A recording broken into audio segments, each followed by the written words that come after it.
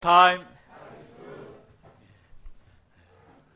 너무나 심한 가뭄이 들었었는데 정말 단비가 내리고 있습니다. 저희가 준비하는 우리 여름 수양회에서도 정말 성령의 단비가 이렇게 온 대지를 적실 수 있도록, 저희 심령을 적실 수 있도록 간절히 기도하면 좋겠습니다. 오늘 말씀의 제목은 다만 그의 나라를 구하라입니다. 요절 말씀 같이 31절 읽고 시작하도록 하겠습니다. 시작. 다만 너희는 그의 나라를 구하라. 그리하면 이런 것들을 너에게 더하시리라. 기도하겠습니다.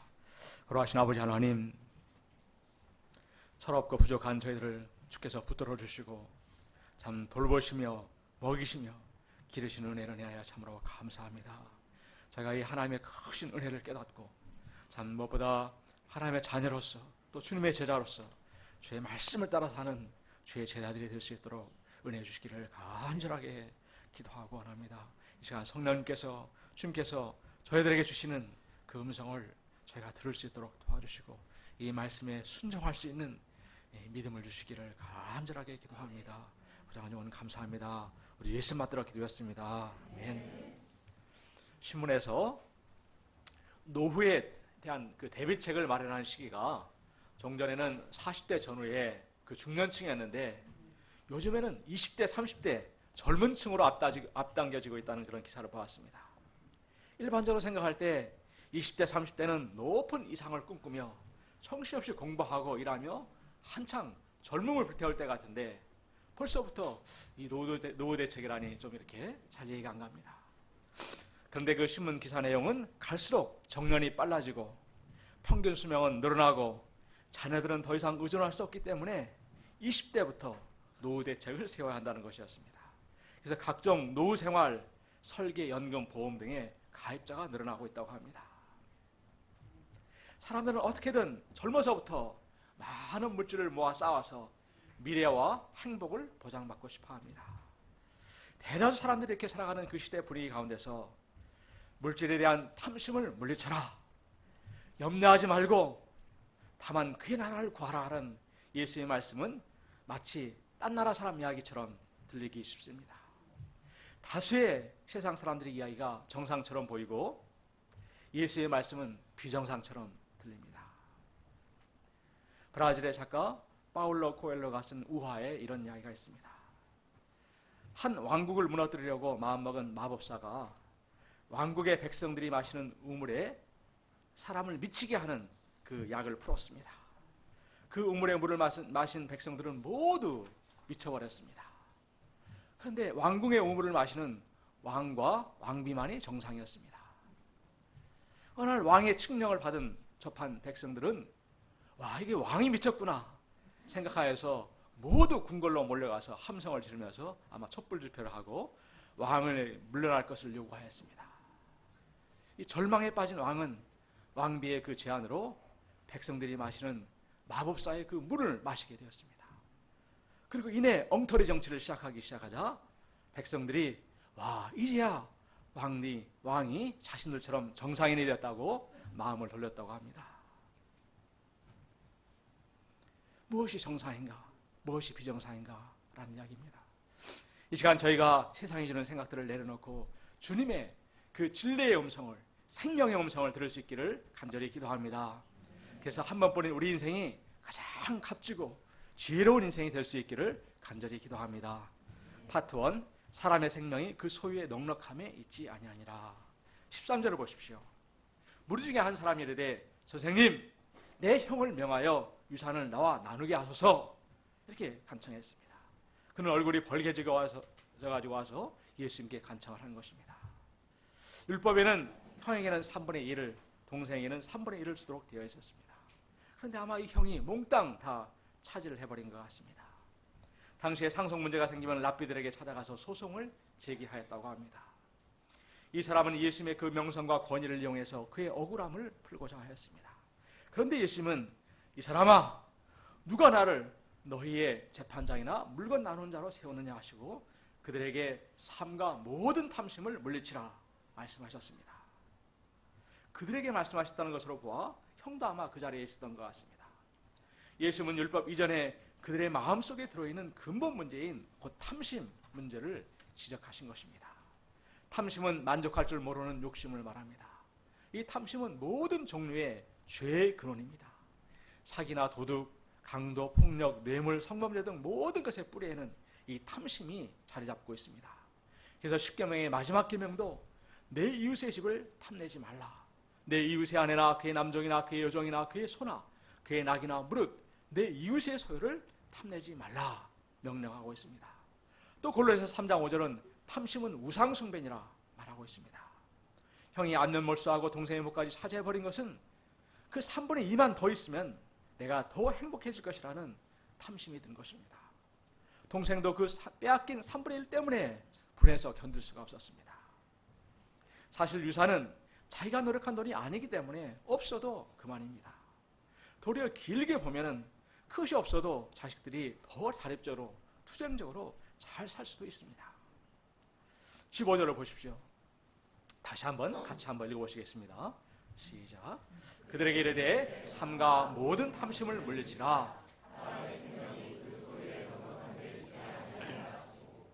자신도 모르게 빠지기 쉬운 탐심을 경계하고 물리쳐야 할 분명한 이유가 사람의 생명이 그 소유에 넉넉한 데 있지 않기 때문입니다. 여기서 생명은 헬라어 조에로서 영원한 생명, 곧 영생, 행복을 가리킵니다. 사람들은 가진 것에 비례해서 행복하고 풍성한 삶을 살 수 있다고 생각합니다. 그래서 가진 것에 만족할 줄 모르고 더 많이 악착같이 벌고자 합니다. 돈 때문에 사람을 속이고 돈 때문에 가족 간에도 원수가 되어버립니다. 불량식품을 만들어 팔고 심지어는 사람을 납치하여 산 사람의 장기를 적출하여 밀매하기도 합니다. 물질은 생활에 필요한 것이지만 그 가진 것에 비례하여 행복과 영생이 주어지는 것이 아닙니다. 예수님은 한 어리석은 부자의 비유를 통해서 사람의 그 생명이 그 소유의 넉넉함에 있지 않음을 가르쳐 주셨습니다. 우리 16, 18절을 같이 한번 읽어보시겠습니다. 시작. 또 비유로 그들에게 말하여 이르시되 한 부자가 그 밭에 소출이 풍성하매 심중에 생각하이르되 내가 곡식 쌓아둘 곳이 없으니 어찌할까 하고 또 이르되 내가 이렇게 하리라. 내가 국간을 헐고 더 크게 짓고 내 모든 이 부자는 워낙 수확한 곡식이 많아서 쌓아둘 곳이 없어 걱정이었습니다. 그래서 그는 옛날 작은 곡간을 헐어서 대형 창고를 짓고 거기에 모든 곡식과 물건을 쌓아두고자 하였습니다. 그리고 말했습니다. 또 내가 내 영혼에게 이르되 영혼아 여러 해 쓸 물건을 많이 쌓아두었으니 평안히 쉬고 먹고 마시고 즐거워하자. 이렇게 이야기했습니다. 그는 배를 두드리며 흐뭇한 미소를 지으며 평안히 쉬고 먹고 마시고 즐기자. 이렇게 이야기했습니다. 이 사람의 밭의 소출이 풍성하다고 한 것을 보면 그가 부당하게 재산을 모은 것도 아니고 정당하게 열심히 일해서 모은 것임을 알 수가 있습니다. 그는 이제껏 고생했으니 그 모은 돈으로 남은 여생을 편안하게 즐기는 인생을 살고자 한 것입니다. 크루즈 여행도 다니고 뉴욕, 라스베가스, 시드니, 하와이, 발리의 그 럭셔리 호텔에서 머물면서 골프도 치고 스파도 하면서 먹고 마시며 즐기는 그런 삶을 꿈꾼 것입니다. 이런 부자의 모습은 오늘날 많은 사람들이 꿈꾸는 모습입니다.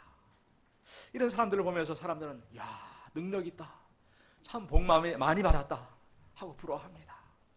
지롭게 사는 인생이고 성공적인 인생의 본보기라고 생각합니다. 그러나 하나님의 평가는 무엇입니까? 20절을 다 같이 한번 읽어보시겠습니다. 시작.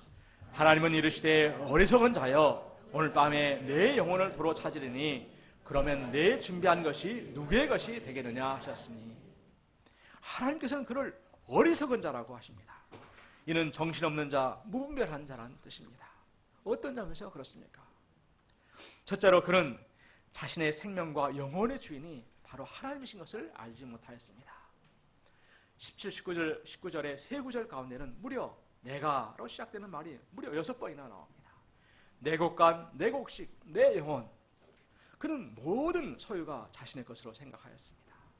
그리고 그의 영혼도 자신의 것이라고 착각하였습니다. 그래서 여러 해 동안의 멋진 삶을 계획하였지만 하나님께서는 바로 오늘 밤에 내 영혼을 도로 가져갈 것이라고 하셨습니다. 우리의 생명은 전적으로 하나님께 달려 있습니다. 하나님께서 부르시면 어느 누구도 이를 거부할 수가 없습니다. 삼성그룹의 회장은 74세의 나이로 뇌사 상태로 몇 년째 누워 있습니다. 현대그룹의 왕회장인 정주영 씨도, 금호그룹의 박성룡 씨도, 포니정이라고 불리우며 현대자동차의 신화를 주인공이었던 정세영 씨도 모두 다 죽었습니다. 이 사람들이 열에 쓸 물건이 없어서 죽었습니까? 그들이 열에 쓸 물건이나 돈으로 하면 이들은 아마 100년, 200년을 쓰고도 남을 만큼의 재산과 물질이 있었습니다. 그런데 어떤 사람들은 보통 사람들보다 더 빨리 죽었습니다. 이는 무엇을 말해줍니까? 물질이 생명을 보장해 주는 것이 아닙니다. 물질은 내 손 안에 있을지 몰라도 생명은 내 손 안에 있는 것이 아니라 하나님의 손 안에 있습니다. 하나님은 우리의 생명의 주권자가 되십니다. 하나님께서 생명을 주셨기 때문에 우리는 이 땅에 태어났고 생명을 갖게 되었습니다. 그 생명을 이 땅에서 내가 잠시 맡아가지고 있는 것일 뿐입니다. 어느 날 주님께서 이제는 마감 시간이다, 반납하라 하시면 어김없이 반납을 해야 합니다. 학교 도서관에서 빌린 책은 정한 시간이 지나도 연체료만 조금 더 내면 더 사용할 수가 있지만 생명은 그렇게 할 수가 없습니다. 찬송가 492장에 보면 이런 찬송이 있습니다. 잠시 세상에 내가 살면서 항상 찬송 부르다가 날이 저물어 오라 하시면 영광 중에 나아가리. 우리 잘 아는 찬송이죠, 그죠? 잠시, 우리가 이 세상에 사는 날은 잠시 동안입니다. 여러 해, 여러 날 영원할 것 같지만 잠깐입니다. 독일의 철학자 하이데거는 이렇게 말했습니다. 삶이란 죽음과 얼굴을 맞대고 있는 것이다. 삶과 죽음의 경거에서는 종이 한 장 차이에 불과합니다. 우리가 죽지 않고 이 땅에서 영원히 살 수만 있다면 본문의 이 어리석은 부자처럼 고가는 크게 지어놓고 먹고 마시고 즐기자 할 수 있습니다. 그러나 반드시 죽음이 있기 때문에 죽음 이후를 준비하는 삶을 살아야만 합니다. 마지막 순간에 갈 곳이 없는 인생처럼 비참한 인생은 없습니다. 삼성그룹의 창업 중인 이병철 회장이 78세에 병으로 타계하기 한 달 전에 그는 신부에게 24가지 질문을 보냈습니다. 하나님의 존재를 어떻게 증명할 수 있나? 신은 왜 자신의 존재를 똑똑히 드러내 보이지 않는가? 신은 우주 만물의 창조주라는데 무엇으로 증명할 수 있나? 신이 인간을 사랑했다면 왜 고통과 불행과 죽음을 주었는가? 아마 이분은 우리가 다 하는 창세기 공부를 안 한 것 같습니다. 영혼이란 무엇인가? 그는 평생 종교를 갖지 않았지만 죽음을 낳았던 그의 시점에서 그의 진짜 마음의 깊은 관심은 그룹의 성공이나 주식, 주가 등에 있지 아니하였습니다. 신과 인간이라는 존재에 대한 근원적인 질문을 그가 하고 있는 것입니다. 전도서 7장 2절은 말합니다. 초상집에 가는 것이 잔치집에 가는 것보다 나으니 모든 사람의 끝이 이와 같이 됨이라. 산자는 이것을 그의 마음에 둘지어다. 산자가 이것을 마음에 둘 때, 또 지금 죽음 이후에는 하나님의 심판이 있다는 것을 깨달을 때 하나님 앞에서 두렵고 떨림으로 오늘을 살게 됩니다. 둘째로 그는 그의 재산을 오직 자신의 만족과 쾌락을 위해 쓰고자 하는 것입니다. 이 사람은 재물을 쌓는 법을 알았지만 재물을 가치 있게 쓰는 법을 몰랐습니다. 그는 어렵게 모은 그 재산을 자기만을 위해 인생을 즐기는 데 사용하고자 하였습니다. 그러나 하나님께서 그의 생명을 취하는 그 순간에 그가 모은 재산 중에 그는 한 푼도 들고 갈 수가 없었습니다. 그래서 수위에는 주머니가 없다는 격언도 있습니다. 20절 하반절에서 하나님께서는 그러면 내 준비한 것이 누구의 것이 되겠느냐 물으십니다. 시인인 최승호 씨가 쓴 우화에 이런 이야기가 나옵니다. 평생토록 자기만을 위해 살아온 사람이 있었습니다. 그는 이해관계가 얽히게 되면 항상 손해보다는 이익을, 실보다는 득만 취하며 살았기 때문에 노년이 되었을 때는 그의 주위에 남은 사람이 아무도 없었습니다. 쓸쓸하기가 짝이 없었습니다. 그의 외로움을 달래주는 것이라고는 사각계짝에 쌓인 돈뿐이었습니다. 어느 날 그에게 죽음이 찾아왔습니다. 그가 사람들에게 봉사할 수 있는 마지막 기회였습니다. 그러나 그는 그 금돈을 놓고 가는 것이 너무나도 아까웠습니다. 그래서 그는 궁리하다가 그가 가지고 있던 돈을 몽땅 털어서 순금으로 만든 관을 구입해서 그 속에서 죽기로 하였습니다. 결국 그는 번쩍거리는 금관 속에 누운 채로 매장이 되었습니다. 어떻게 되었을까요? 바로 그날 밤 그의 시체는 금관을 탐낸 무리들에 의해서 무덤 밖에 내팽개쳐지고 말았습니다. 그것은 굶주린 들쥐들의 기회였습니다. 이 쥐들은 시체의 배를 터뜨리고 내장까지 남김없이 뜯어먹고 말았습니다. 잔혹하게 지어낸 이야기 같지만 우리 장례식장에서 부모의 시신을 앞에 두고 유산 분배 문제로 고함을 지르며 험악하게 싸우는 그런 장면들이 연상이 됩니다. 사실 사람의 생명뿐만 아니라 재물을 모을 수 있는 건강과 지혜를 주신 것도 하나님이요, 해와 비를 내려주셔서 작물이 자라게 하시고 소출이 나게 하신 것도 하나님의 은혜가 없이는 될 수가 없는 것입니다. 하나님께서 인생들을 축복하신 것은 그를 통해서 하나님의 그 놀라운 사랑과 은혜와 능력과 영광을 드러내시기 위함입니다. 또 하나님께서 우리 인생들에게 독특한 재능이나 특기를 주신 것은 그것으로 하나님을 잘 섬기고 하나님께 유익을 드리도록 하기 위함입니다. 우리 사라사원처럼 뛰어난 음악적인 재능을 주신 것은 그것을 통해서 하나님을 찬양하라는 것입니다. 그림을 잘 그리는 사람은 그림을 통해서 주님의 그 사랑을 전하라는 것입니다. 지적인 능력을 주신 것은 그것을 통해서 이웃들을 섬기며 무엇보다도 말씀을 잘 전하는 성경 선생이 되라는 것입니다. 자매님들에게 아름다운 외모를 주신 것, 또 모성애를 주신 것은 형제를 꼬시거나 병들이라고 주신 것이 아닙니다. 양들을 잘 들여오고 섬기라고 또 살리라고 주신 것입니다. 우리 병철 목사님처럼 맥가이버가 되어서 못 고친 것이 없는 사람은 또 그것으로 주님의 역사를 잘 섬기라는 것입니다. 많은 물질을 주신 것은 그것으로 어려운 이웃 형제들을 돌보고 사랑함으로 하나님 사랑, 이웃 사랑을 실천하라는 것입니다. 이렇게 하나님께서 주신 것들을 하나님과 이웃을 위하여 드릴 때 가장 아름답고 지혜로운 삶이 됩니다. 21절을 보십시오. 같이 한번 읽어봅시다. 시작. 자기를 위하여 재물을 쌓아두고 하나님께 대하여 자기를 위해 쌓아둔 삶을 사는 자, 그래서 하나님께 부여하지 못하는 자는 참으로 어리석은 자입니다. 파트 2. 다만 그의 나라를 구하라. 앞에 부자가 세상 물질을 적극적으로 사랑하는 자에 대한 교훈이라면 22절부터 주시는 말씀은 세상 염려와 불안 속에 사는 자들에 대한 말씀입니다. 22절을 보십시오. 같이 읽어봅시다. 시작. 또 제자들에게 이르시되 그러므로 내가 너희에게 이르노니 너희 목숨을 위하여 무엇을 먹을까, 몸을 위하여 무엇을 입을까 염려하지 말라.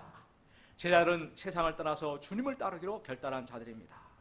양들을 섬기시느라 머리 둘 곳 없는 삶을 사신 주님, 가난한 삶을 사시는 그 예수님을 따라가다 보면 이러다가 굶어지는 것은 아닌가 하는 생활의 염려가 들 수가 있습니다.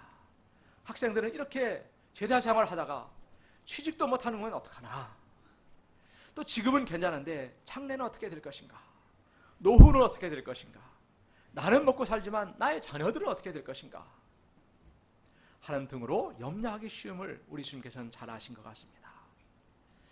그런데 이런 염려를 많이 하면 좀 문제가 해결되고 도움이 되면 좋겠는데 25절 말씀처럼 염려한다고 그 키가 한 자라도 커지는 것이 아닙니다. 영문성에는 add a single hour to your life 이렇게 되어 있습니다. 수명이 한 시간이라도 누릴 수 있겠는가 라는 것입니다. 염려의 원뜻은 분열하다, 나누인다라는 뜻입니다. 염려가 생기면 마음이 어두워지고 무기력해집니다. 얼굴이 딱딱해집니다. 마음과 생각이 분열되어 그 어느 것에도 집중하여 해낼 수가 없습니다. 스위스의 내과 의사인 폴 트루엔에는 대화를 통한 정신요법으로 많은 환자들을 치료하였다고 합니다. 그는 이런 말을 남겼습니다. 그 무엇도 사람을 죽이지 않는다. 스스로가 자신을 죽일 뿐이다. 환자는 질병보다는 질병에 대한 염려 때문에 죽을 확률이 더 높다. 그리고 그런 염려에 대해서 걱정과 두려움은 생명을 갉아먹는 존벌레입니다. 그 벌레를 퇴치하는 특효약은 하나님의 평강입니다. 하나님을 믿고 의지할 때 하나님의 평강을 누리며 장수할 수 있습니다. 이렇게 말합니다. 사도 바울도 빌립보 성도들에게 아무것도 염려하지 말고 다만 모든 일에 기도와 간구로 너희 구할 것을 감사함으로 하나님께 아뢰라. 그리하면 모든 지각에 뛰어난 하나님의 평강이 그리스도 예수 안에서 너희 마음과 생각을 지키시라 말하였습니다. 예수님께서는 까마귀와 백합화의 예를 들어서 제자들을 믿음이 적은 자들아 책망하셨습니다. 그들이 염려하는 근본 이유가 믿음이 적기 때문임을 아신 것입니다. 그러면 그들이 가져야 할 믿음은 어떤 것입니까? 첫째는 하물며의 믿음입니다. 24절을 같이 읽어보시겠습니다. 시작.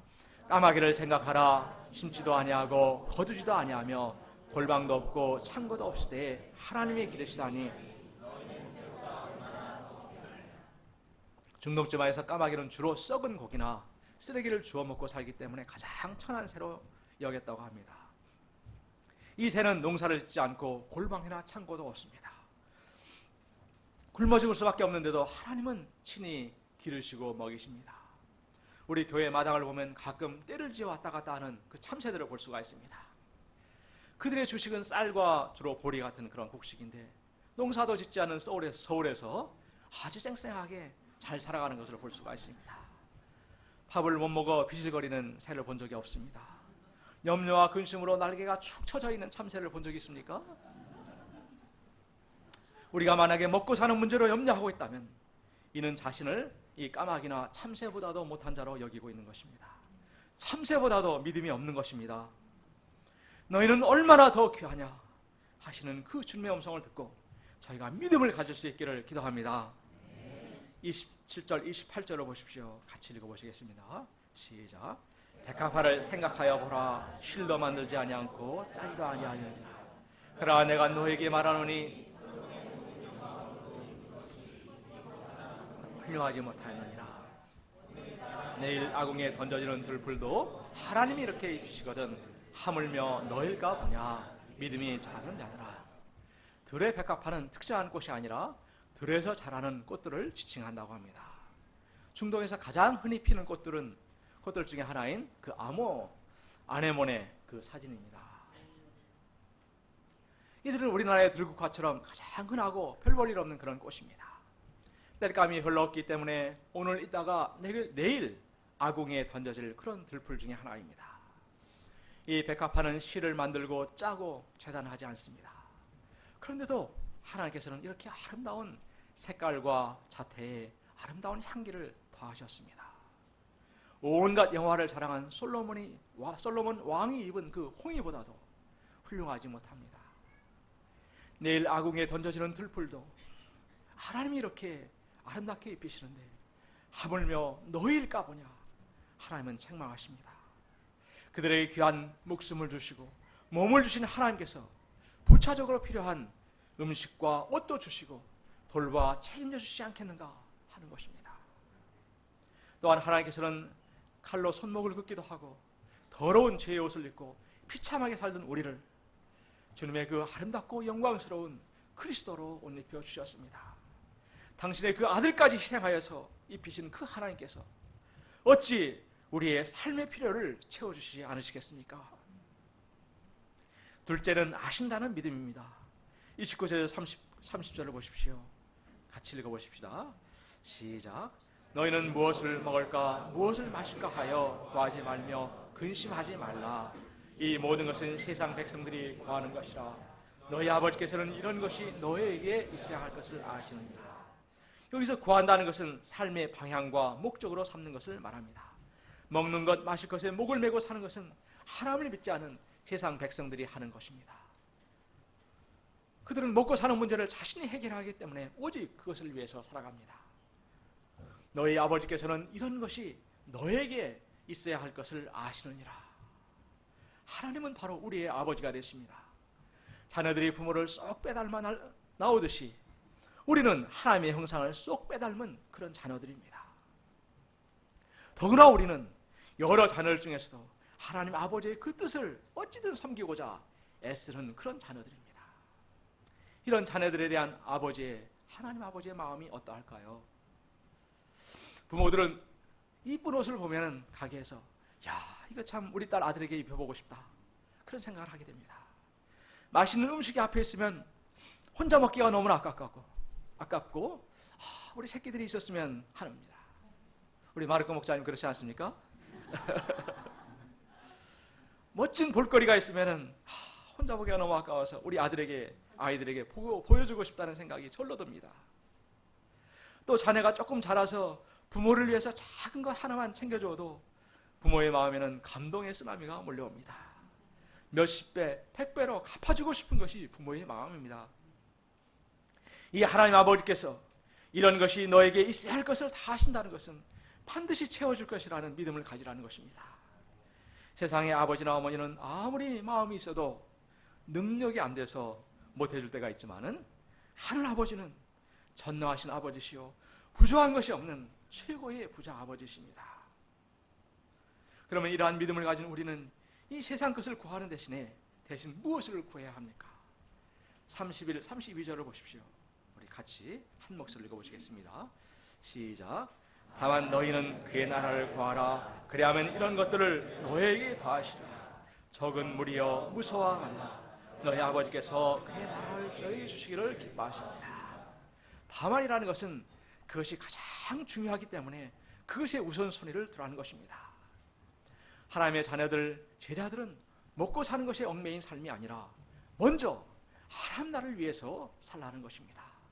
그러면 이런 것들, 곧 몸과 생명이 필요한 것들은 다 더해 주시겠다고 약속하십니다. 사람들은 대개 나의 먹고 마시는 문제가 해결되어야 주님의 나라를 구할 수 있다고 생각합니다. 내 일을 먼저 챙기고 내 앞가림을 먼저 해놓은 후에야 하나님을 섬길 수 있다고 말합니다. 그러나 내가 오늘 지금 학생 때, 어려울 때 먼저 하지 못하면 죽을 때까지 평생 주님의 나라를 섬긴다는 것은 불가능합니다. 32년 전 제가 학생이었을 때 그때는 이렇게 생각했습니다. 지금은 학생이니까 먼저 공부를 하고 다음에 졸업하고 나면 나중에 섬기면 되지, 이런 생각을 했습니다. 그러나 얼마 못 가서 졸업 후에 인턴은 더 바쁘고 레지던트는 더 말할 것이 없다는 것을 마음으로 깨닫게 되었습니다. 그래서 회개하고 그 어떤 상황에서도 먼저 그의 나라를 구하고자 결단하게 되었습니다. 그래야 했을 때 지금까지 저의 삶을 통해서 저는 정말로 모든 것을 더해 주시는 주님의 은혜를 체험할 수 있었습니다. 저는 주로 책상머리에 앉아 있었기 때문에 졸업 후에 직장 생활을 어떻게 해야 할지, 결혼을 어떻게 하고 가정은 어떻게 꾸려가야 할지, 대인관계는 어떻게 해야 할지 도무지 개념이 없던 자였습니다. 세상에서 받은 상처로 인해서 아마 모든 것이 뒤틀린 그런 생활을 하였을 것입니다. 또 제가 제 힘으로 이 모든 것들을 다 해나가려 했다면 아마 그 스트레스로 머리가 터졌을 것입니다. 그런데 저는 단지 그의 나라 한 가지를 구했을 뿐인데 놀랍게도 하나님께서는 모든 것을 더해 주시고 축복하여 주셨습니다. 32절의 그 약속의 말씀대로 하나님께서는 하나님의 나라를, 천국을 주시기를 기뻐하셨습니다. 저보다 믿음이 훌륭한 동역자를 만나 가정을 이루게 하시고 매일매일 작은 천국을 맛보며 살아가고 있습니다. 직장도 하나님의 온전한 은혜로 인도해 주셨고 모임에서도 성숙하고 충성된 많은 동역자들을 만나게 하여서 같이 섬기며 아름다운 천국을 이루어가게 하셨습니다. 자격도 없는 비천한 자에게 베풀어 주신 그 크신 사랑에 감사와 영광을 돌려드립니다. 33절, 34절을 보십시오. 우리 같이 읽어보십시다. 시작.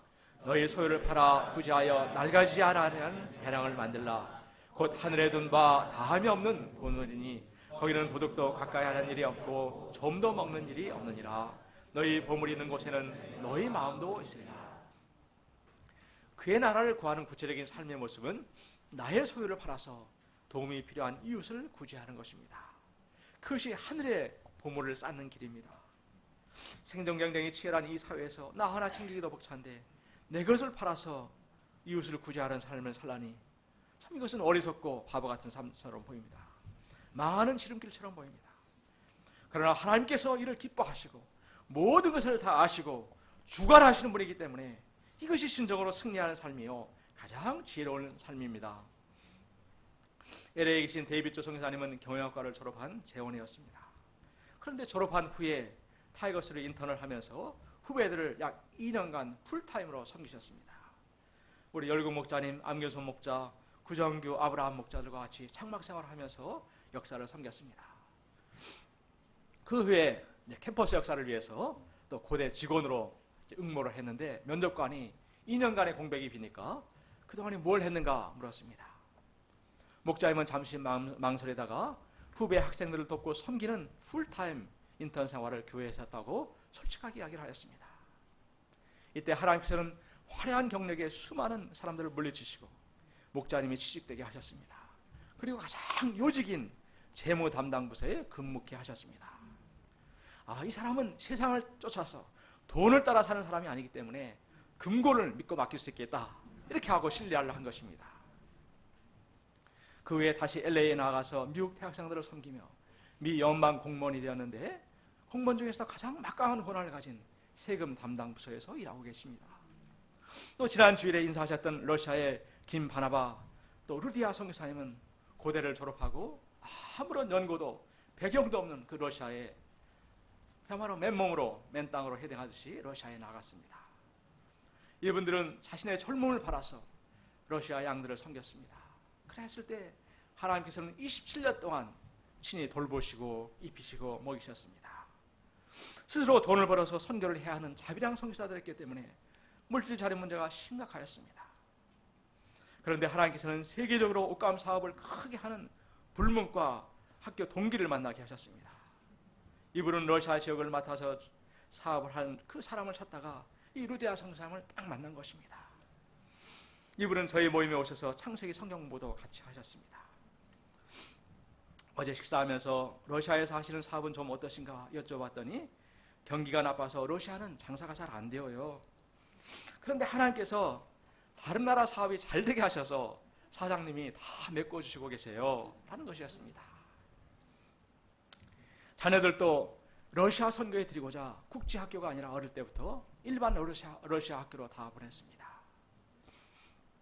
그랬을 때 큰딸 루디아는 세계적인 음악 영대들이 모이는 차이콥스키 음대의 4학년 학생이 되어서 바이올린을 전공하고 있습니다.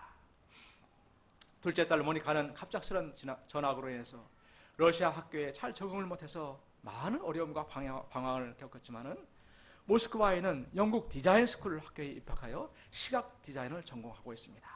지난번에 왔죠, 그죠? 인사했죠.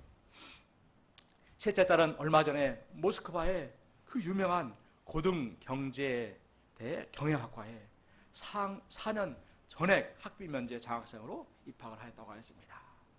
이 딸은 엄마에게 이렇게 고백했다고 합니다. 엄마, 나는 한 것도 없는데 하나님께서 너무나 넘치는 은혜를 부어주시는 것 같아, 라고 고백했다고 합니다. 이들은 엄마 아빠의 좋은 선교 동역자로 자라나고 있는 것을 보게 됩니다. 참으로 하나님께서는 살아계셔서 그의 나라를 구하는 자들과 동행하십니다. 네. 영국의 유명한 성경 번역학자인 J.B. 필립스는 Your God is too small 이라는 책을 쓰였습니다. 당신의 하나님은 너무나 작아요, 라는 뜻이죠, 그죠? 이 책에서 그런 많은 크리스찬들이 하나님을 나의 죄, 나의 구원, 나의 기쁨, 나의 축복을 주시는 분으로만 알고 거기서 끝나버린다고 말하였습니다. 물론 이것이 출발이 되어야 하겠지만 하나님께서는 우리가 더 나아가서 그의 나라를 구하라고 명령하십니다. 나의 소유를 팔아서 나보다 더 힘든 이웃들을 구제하는 삶, 그들을 돕고 살리는 삶을 살라고 하십니다. 거기에 영생이 있고 천국이 있습니다. 저희가 어리석은 부자, 염려와 근심에 찌든 그런 제자들이 되지 않고 담대히 주님의 나라를 구하는 그런 제자들이 될 수 있기를 간절히 기도합니다. 우리 요절 말씀 읽고 기도하고 마치겠습니다. 시작. 다만 너희는 그의 나라를 구하라. 그리하면 이런 것들을 너에게 더하시리라.